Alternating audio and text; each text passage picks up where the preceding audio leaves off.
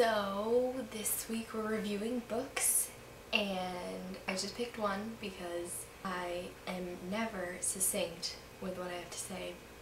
So I picked Everneath by Brody Ashton.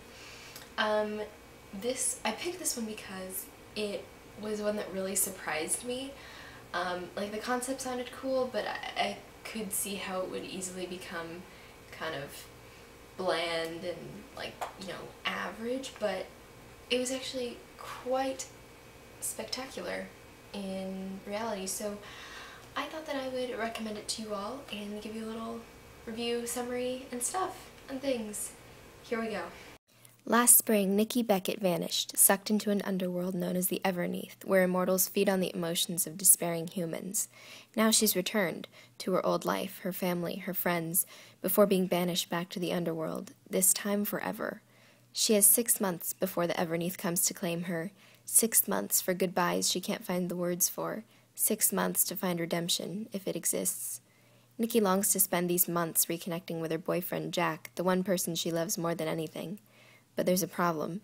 Cole, the smoldering immortal who first enticed her to the Everneath, has followed Nikki to the mortal world, and he'll do whatever it takes to bring her back, this time as his queen. As you can tell, it's a very complicated type of story. It's kind of a spin on the Hades and Persephone myth, and it's really cool in the way that it does that. I loved the little elements that you could tell were similar, but then there were other things that were just completely original, and I loved the concept of the Everneath. It's just something that you can't really explain. Brody Ashton does a good job of developing that mythology. It seems really solid, and the way that she connected it to Greek myths was really cool. It made it really believable, and just the way that the characters go about kind of uncovering different things about the Everneath and the people that kind of live there and feed off of humans is very, very cool. For that alone, I would recommend reading it. But I would also recommend reading Everneath for the characters. I was kinda surprised. So because someone's been feeding off of her life force or her emotions for 100 years, you would think Nikki would be completely bland and boring, but she's not. She's very sad, but she's justified in being sad, and she doesn't seem overly mopey.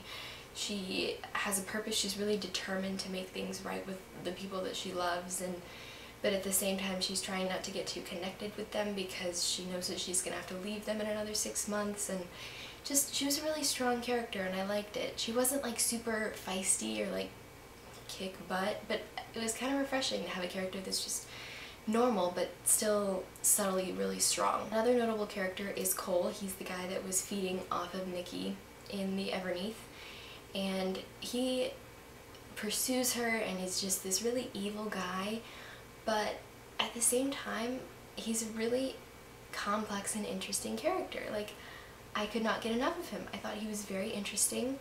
There are moments when he becomes very human, but then there are other moments when he's just a total monster and you just want him to, like, get the heck away from Nikki. I thought that the balance between his badness and his goodness was really well done, and it made for a really interesting character. And then of course there's the romance.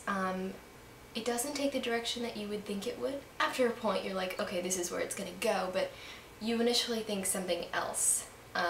And so I was really pleased with the way that it turned out, and the romance was not insta-love. It was very well developed, and it just felt really right, you know?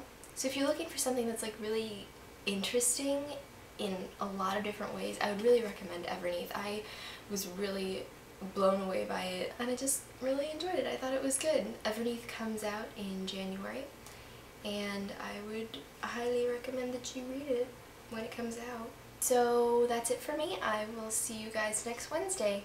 Peace.